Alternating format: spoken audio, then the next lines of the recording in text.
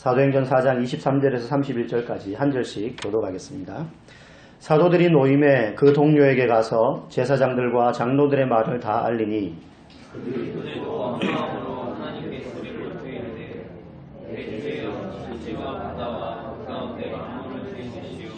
또 주의 종 우리 조상 다윗의 입을 통하여 성령으로 말씀하시기를 어찌하여 열방이 분노하며 족속들이 허사를 경영하였는고 세상의 문화들이 나서며 관리들이 함께 모여 주와 그의 그리스도를 격사하다가 과연 헤롯과 본디오 빌라도는 이방인과 이스라엘 백성과 합세하여 하나님께 기름 부으신 거룩한 종 예수를 거슬러 하나님의 권능과 대역에 이르고 예정하신 것을 주여 이제도 그들의 위협함을 굽어보시옵고 또 종들로 하여금 담대히 하나님의 말씀을 전하게 하여 주시오며 손을 내밀어 병을 낫게 하시옵고 표적과 기사가 거룩한 종 예수의 이름으로 이루어지게 하옵소서. 빌기를 다음에 모인 곳이 진동하더니 우리가 다 성령이 충만하여 담대히 하나님의 말씀을 전하니라. 아멘. 예수님께서 십자가에서 부활하시고 그리고 승천하신 다음에 이제 마가의 다락방에서 기다리라고 하셨던 그 성령을 기대하며 기도했던 120명의 제자들에게 성령이 임합니다. 그전에는 예수님 뒤를 졸졸 따라다니던 제자들이 이제 그때부터 예수님은 계시지 않지만 성령님과 함께 적극적으로 복음을 전하고 전도하게 되죠. 그러면서 교회가 이제 점점 부흥하게 됩니다. 예루살렘 교회가. 그래서 그전까지는 별것 아닌 사람들로 취급했던 유대의 종교 지도자들과 로마의 정부 관리들이 주목하기 시작하고 복음이 전해짐에 따라 이제 그들의 핍박도 본격적으로 시작이 됩니다. 우리가 읽은 이 4장 23절 말씀 앞에는 한 가지 사건이 나옵니다. 근데 그 사건을 통해서 이제 세상에 복음에 대한 핍박이 본격적으로 시작되는구나 하는 것을 알 수 있어요. 어떤 사건이냐면 사도들 중에 베드로와 요한이 예수의 이름을 전하다가 유대의 종교 지도자들의 대표로 구성된 산헤드린 공회라는 공회에 끌려가게 됩니다. 그래서 거기서 그들에게 막 이렇게 협박을 당해요.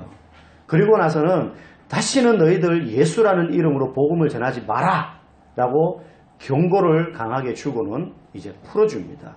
그리고 나서 사도들이 베드로와 요한이 사도들과 성도들이 모여있는 곳에 돌아와서요 있었던 일을 이야기합니다. 이렇게 말해요. 야, 우리 며칠 동안 복음 전하다가 전도하다가 공회에 끌려가서 진짜 죽다 살았다. 정말로 눈 시퍼렇게 뜨고 우리 2명 앞에 놔두고 뺑 둘러 앉아가지고 우리를 위협하고 협박하는데 정말로 죽는 줄 알았다. 우리 좀 이 핍박자들의 기세가 잠잠해질 때까지 좀 기다리자 라고 이야기하지 않았습니다. 어떻게 말했느냐? 그들이 예수의 이름으로 다시는 너희들 전하지 마라 라고 말할 때 이 베드로와 요한이 그들 앞에서 뭐라고 이야기했느냐 하면 우리가 보고 들은 것에 대하여 우리는 말하지 않을 수 없도다 라고 말했어요. 전해야 되겠다는 거죠. 그 베드로와 요한의 보고를 받은 성도들이 그때부터요 한 마음으로 하나님께 기도하기 시작합니다.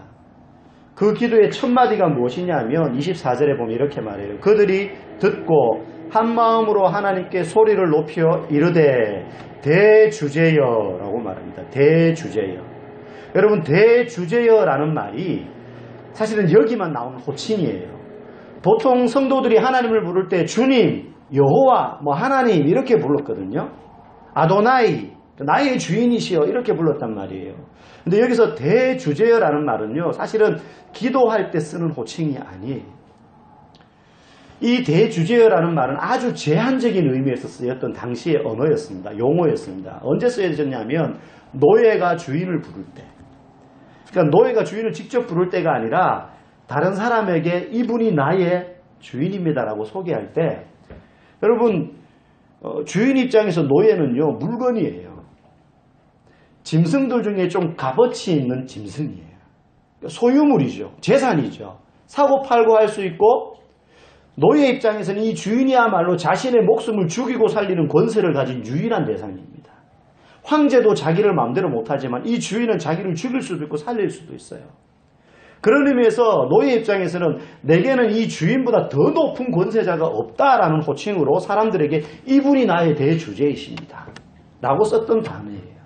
근데 지금 이스라엘 백성들이 이 성도들이 하나님께 기도하는데 대주제여라고 하나님을 부릅니다. 왜 특별히 평소에 부르지 않던 이 호칭을 쓰느냐? 지금 베드로와 요한을 잡아들여가지고 그들을 위협하고 겁줬던 사람들이요, 그 당시 유대 사회의 최고의 권세를 가진 사람들이었습니다. 이 사람들 말 한마디에 베드로와 요한을 죽일 수도 있고 살릴 수도 있었어요. 근데 그런 사람들의 손아귀에 있다가 풀려났거든요. 그러면서 이들이 이제는 본격적으로 복음을 방해하고 예수 그리스도 믿는 사람들을 핍박하는 자들의 이 야망이, 이 계획이 이제는 본격적으로 드러나는 그 순간을 딱 인지하고는 이들이 기도하는데, 이들이 세상의 대주제로 활동하지만 사실 우리에게 있는 유일한 대주제, 우리를 죽이고 살릴 수 있는 분은 유대의 종교 지도자들이나 로마의 정부의 권세자들이 아니라 하나님 아버지 한 분밖에 없다라는 것을 기도로 선포하고 있는 거예요. 하나님만이 우리의 목숨을 주관하실 수 있는 분입니다. 당신이 우리의 대주제십니다. 그렇게 기도하고 있습니다. 오늘날 많은 성도들이 세상에 살면서 갈등을 겪습니다. 교회에서는 목사님이 그렇게 살면 안 됩니다, 세상 가치대로 살면 안 됩니다 라고 말하는데 나가면 또 그렇게 안 살기가 쉽지 않아요. 돈이 우선이고요, 능력이 우선되고요, 실력이 우선됩니다. 요즘 돌아가는 시국 보면 실력이 꼭 우선은 아닌 것 같기도 해요. 박탈감을 많이 학생들이 느끼잖아요. 이번에 수능 치는데 한 학생이 1교시 어느 영역인가요? 그거 시험을 치는데 갑자기 가방에서 전화가 울린 거예요. 전화벨이.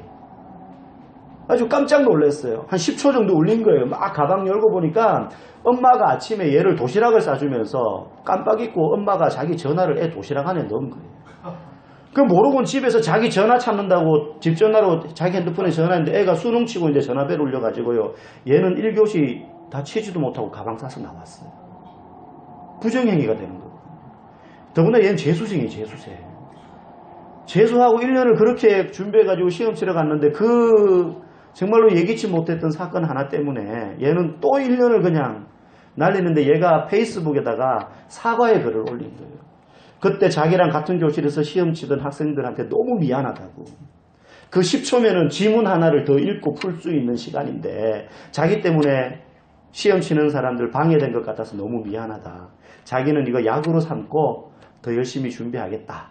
그러니까 이거랑 지금 요즘 일어나는 이렇게 연대, 이대 들어갔던 그 누구들 이야기하고 이렇게 비교가 되면서 오히려 그 학생을 격려하고 했던 그런 사건들 많이 봅니다. 세상에서 막 이렇게 가치관의 충돌을 겪으면서 이렇게 살면 안 되는 것 같은데 또 어쩔 수 없이 돈이 우선이고 능력이 우선이고 높은 자리에 올라가는 게 우선인 것 같은 그런 가치관 가운데 충돌되면서 살다가 보니까 힘들어요. 이게 본의 아니게 세상이 우리를 향해서 윽박질러요. 너 믿음으로 산다고 말하지만 믿음으로만 살 수 없어. 웃기지 마. 세상이 우리한테 그렇게 이야기하는 것 같아요. 그때 우리가 이 사도들의 선포처럼 세상이 우리의 주인이 아니고 성공이 우리의 주인이 아니라 하나님만이 나의 주인이심을 저와 여러분들이 선포할 수 있어야 될 줄 압니다. 오늘 이 대주제여라고 하나님을 특별히 부르고 난 다음에 이 사도들이 세 가지 의미의 기도를 합니다. 29절에 보면 그런 내용이나 29절 30절에 보면 이걸 축약하면 세 가지인데, 첫 번째는 이렇게 기도해요. 주여 이제도 그들의 위협함을 굽어 보시옵소서.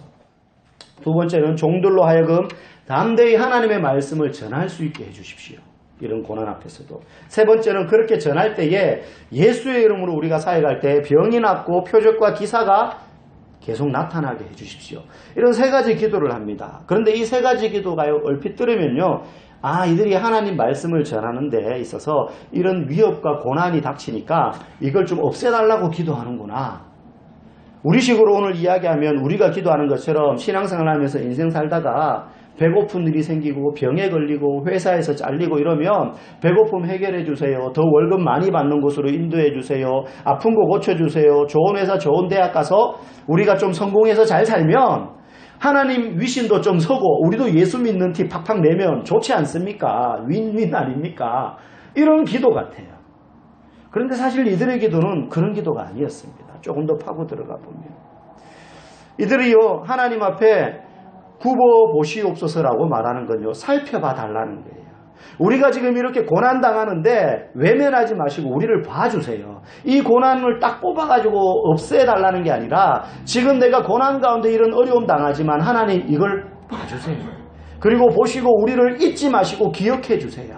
지금 그렇게 기도하고 있습니다. 이들이 기도할 때요 24절에 보니까요 대주제여라고 부르고요 뭐라고 말하냐면 천지와 바다와 그 가운데 만물을 지으신 이시여. 굉장히 거창하게 기도해요. 지금 우리 이런 문제 있는데요 주님 해결해 주세요 이 정도가 아니고 천지를 지으신 하나님을 불러요. 이게 왜 부릅니까? 그들을 억압하고 그리고 붙잡아가지고 협박했던 사람들은요 하늘에서 땅 아래에서 가장 높은 권세를 가진 사람들이었습니다. 그 사회 속에서. 그런데 지금 이 성도들이 어떻게 선포하느냐 하면 그들 위에 그들보다 더 위대하신 주권자가 있는데 그분은 천지를 지으신 하나님이시다. 그러면서 쭉 고백합니다. 25절부터 28절까지요. 뭐라고 이야기하느냐 하면 과연 헤롯과 본디오 빌라도는 이방인과 이스라엘 백성과 합세. 과연이란 말은 정말로 이 뜻입니다. 진짜로. 하나님께 기름 부으신 거룩한 종 예수를 거슬러 하나님의 권능과 뜻대로 이루려고 예정하신 그것을 행하려고 이 성에 모였나이다. 이게 긴데요. 우리식으로 풀면 이런 말이에요. 야 로마의 이 가이사 정부야 그리고 유대의 종교 지도자들아 너희가 지금 우리가 복음 전하는 것 때문에 분노하고 그래서 화가 나서 우리를 위협하고 복음 전하는 길을 지금 막으려고 하지만 이거 다 헛수고다. 왜 헛수고냐? 너희들이 지금 로마 정부와 결탁해가지고 종교 지도자들과 함께 우리를 핍박하지만 그게 너희들의 뜻과 목적을 이루는 것 같지만 사실은 이건 하나님의 뜻과 목적을 이루는 거야 이 바보들아. 이렇게 기도하는 거예요. 지금 무슨 뜻이냐면 지금 성도들 입장에서 보면 고난이 닥쳤고 위협이 닥쳤어요. 그리고 분명히 이 고난과 위협은 이들이 복음을 전하는데 방해하는 내용이에요. 너네 예수 이름으로 복음 다시는 전하지 마. 겁줬단 말이에요. 그리고 뒤에 가면 진짜 막 이제 본격적으로 그걸 거부하고 복음 전하다가 감옥에 갇히고 붙잡히고 두들겨 맞습니다. 근데 지금 이 성도들이 기도하면서 어떤 안목이 열렸느냐 하면 지금 우리가 복음 때문에 고난받는데 이게 없어져야 될 고난이거나 이게 없어져서 우리가 좀 더 편하고 쉽게 복음을 전해야 될 문제가 아니라 복음 전하는 것 때문에 고난받지만 고난받는 것 때문에 복음이 방해되거나 멈추거나 사람들에게 복음이 전파되지 못하게 되는 것이 아니라 그럼에도 불구하고 복음이 전해지게 하는 것 이게 하나님의 뜻이다라는 거예요. 쉽게 말하면 우리가 복음 전하다가 지금 고난받는데 이게 마땅하다는 거예요. 하나님 복음 전하는데 또 어려움이 이렇게 닥쳤네요. 또 복음 전하는데 전도하는데 방해거리가 생겼네요. 그러면서 낙심할 문제가 아니고 우리가 지금 복음 전하는데 내가 핍박받는 것과 상관없이 복음은 전해진다는 거죠. 그러니까 내가 지금 복음 때문에 고난받고 어려움 겪는 거 막 협박당하고 위협받고 감시받고 이게요 당연한 거다. 없어지고 사라져야 될 문제가 아니라 당연하다. 복음 때문에 내가 지금 고난받는 게 마땅하다. 그래서 결국은 이 문제 때문에라도 나는 좌절하거나 핍박하지 않고 끝까지 이 길을 걸어 나가겠다. 그러니 하나님 살펴봐 주십시오. 기억해 주십시오. 잊지 말아 주십시오. 내가 이 길을 회피하지 않겠습니다. 내가 이 길에서 벗어나기 위해서 주춤하지 않겠습니다. 주저군 듯이 있다가 좀 잠잠해지면 복음 전할게요. 그 말이 아니라는 거예요. 여러분 이 안목으로 기도를 하고 고난을 바라봐야 되는 이유가 왜 중요합니까? 내게 고난이 닥칠 때요. 그저 단순히 힘들고 어려우니까 이거 좀 피하게 해주세요. 물론 하나님이 그렇게 일하실 때도 있지요. 근데 내가 신앙 가운데 살려고 하다가 고난을 당하는 문제들에 있어서는요. 이런 안목으로 봐야 고난당하는 이유와 의미를 정확하게 해석할 수 있기 때문입니다. 여러분 복음은 결코 성도가 신앙생활을 하는 것을 통해서 이 땅에 물량적인 축복받는 게 궁극적인 목적이라고 말하지 않습니다. 물론 하나님이 복을 주십니다. 물질의 복도 주시고 성공의 복도 주실 수 있습니다. 그런데 이것 때문에 우리가 신앙생활을 하는 것은 절대 아니다라고 성경은 말합니다. 예수 믿어도요 암에 걸립니다.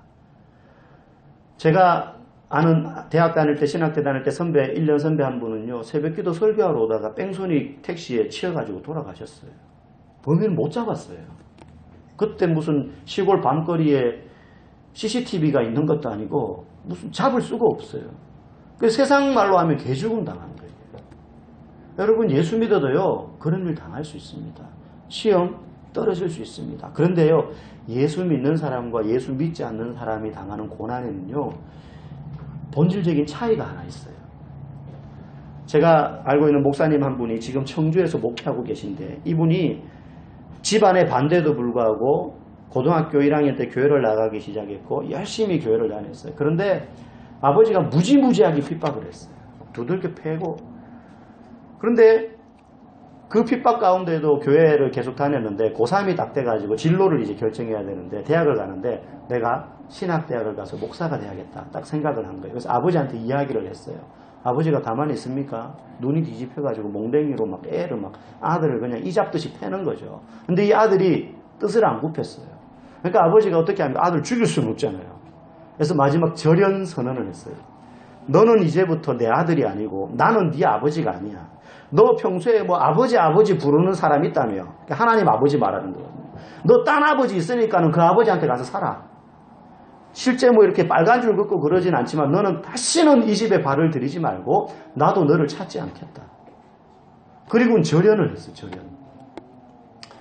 나중에 이분이 이제 목사가 되고 난 다음에 이야기하면서 이분이 이런 고백을 하더라고요. 그때 자기 아버지가 육신의 아버지가 자기한테 너 딴 아버지 있다며 그 아버지한테 가가지고 잘 먹고 잘 살아 이렇게 말할 때 자기 이 뇌리를 관통하면서 쫙 전인격을 흐르면서 들었던 확신이 있대요. 다른 사람들은 아버지의 그 말이 저주의 말처럼 들리는데 이 목사님은 그 말을 딱 듣는 순간 무슨 생각이 들었느냐면 이제 정말 내가 살려면 하나님 아버지만 붙드는 수밖에 없구나.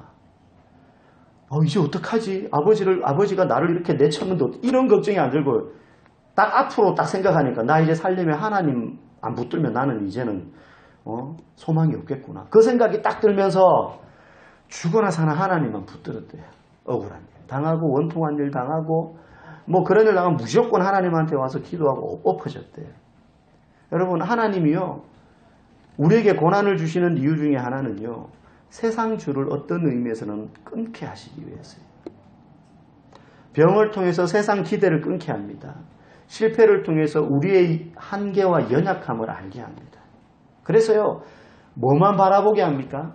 하나님만 보게 하는 거예요. 여러분 그 과수원에서 이렇게 일할 때 보면 전지 작업을 하잖아요. 가지를 쳐주잖아요. 열매 맺기 전에. 왜 그렇게 합니까? 이거 안 쳐주고 가만히 내버려두면 오만 그냥 쓸데없는 가지 다 뻗어가지고 열매로 갈 영양분이 가지로 나가가지고 이파리는 풍성해지고 그 나무는 튼튼해지는데 열매는 정작 이런 거 열리는 거죠. 잘라줘야 되는 거죠. 잔가지들 다. 열매로만 이 영양분이 가도록. 하나님이 어떤 의미에서는 우리가 세상을 살다가요. 우리가 정말로 하나님 앞에 헌신하고 집중하고 하나님이 주시는 영양분을 받아서 사는 것에 집중하지 않으면요. 잘라버리는 거예요. 세상에 연결되어 있는 가지들, 생각들. 네. 여러분 우리가 얼마나 악한 사람들인지 몰라요. 우리는요. 무지무지하게 말 안 듣는 존재입니다. 인간은 하나님께. 좋은 거 다 주고 다 누리게 하고도요. 조금만 따먹지 마 그랬는데 선악과 따먹잖아요. 하지 말라 그러면 더 하려고 하는 게 우리의 본성이에요. 이게요 무슨 연쇄살인범 유영철 같은 이런 사람 강호순 이런 인간들만 나쁜 사람이 아니에요. 나쁘지만 우리도 본성적으로 악한 사람들이라는 거예요. 실제로 있었던 일인데 어떤 사람이요 집에서 개를 기르고 있었습니다. 개를 너무 좋아해요. 물론 식용입니다.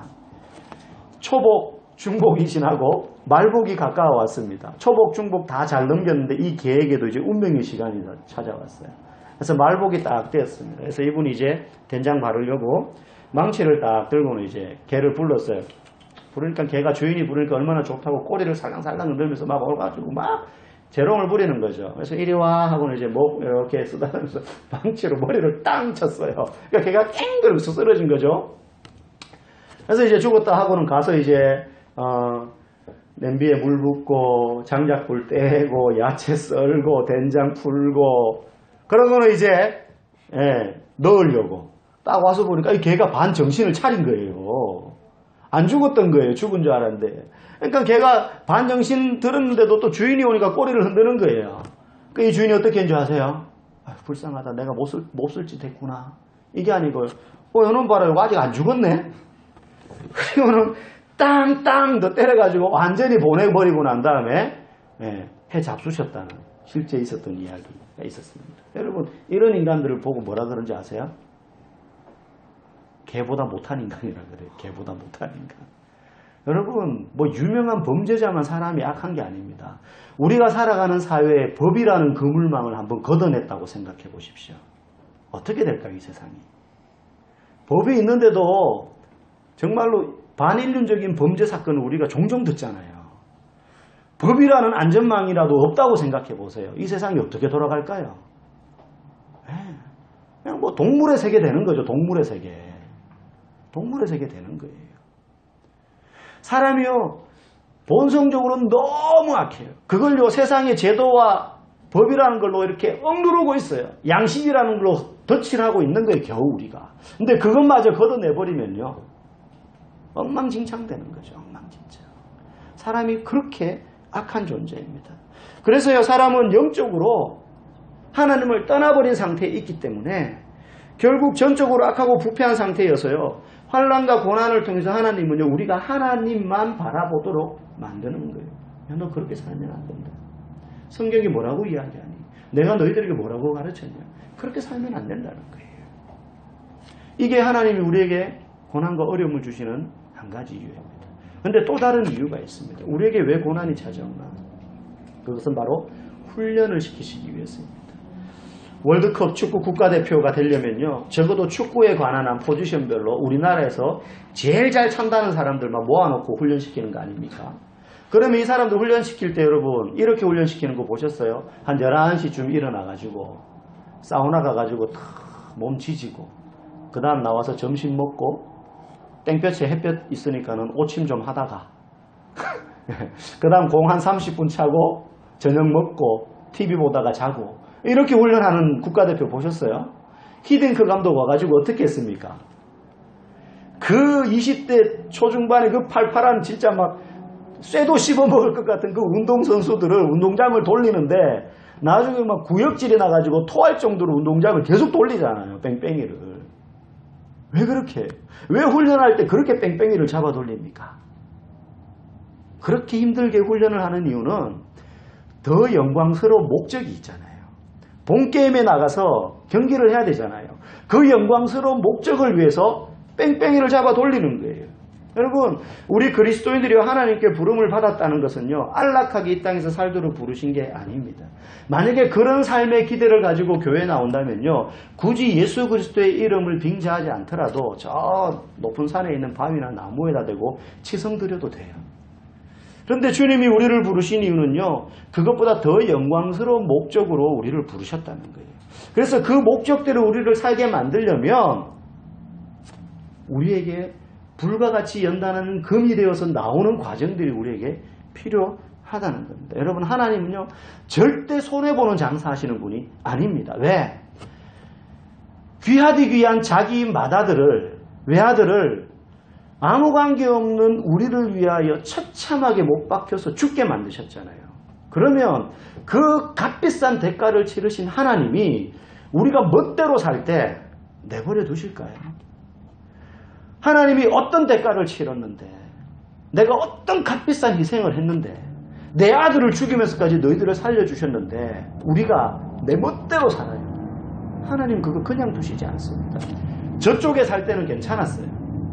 네. 이쪽으로 오기 전에는 뭐 어떤 짓을 하든 상관 안 해요. 하나님 그냥 토요일 늦게까지 술 퍼마시고 주일날 아침에 그냥 퍼질러 자다가 일어나가지고 이 남자 저 여자 만나고 내 본능대로 세상 가치관 따라 막 살아도 하나님 아무 신경 안 씁니다. 그런데요, 그들을 사랑하셔서 이쪽으로 옮겨 놓으시면요, 그냥 안 됩니다. 예수님의 핏값을 우리를 사신 다음에요, 그걸로 끝이 아닙니다. 그걸로 끝이 아닙니다. 어떻게 합니까? 옷부터 싹 벗기는 거예요. 세상에 더러운 옷부터. 그리고 머리부터 발끝까지 구석구석 그냥 뭐 온몸에서 피가 나도록 빡빡 떼타올로 문지르는 거예요.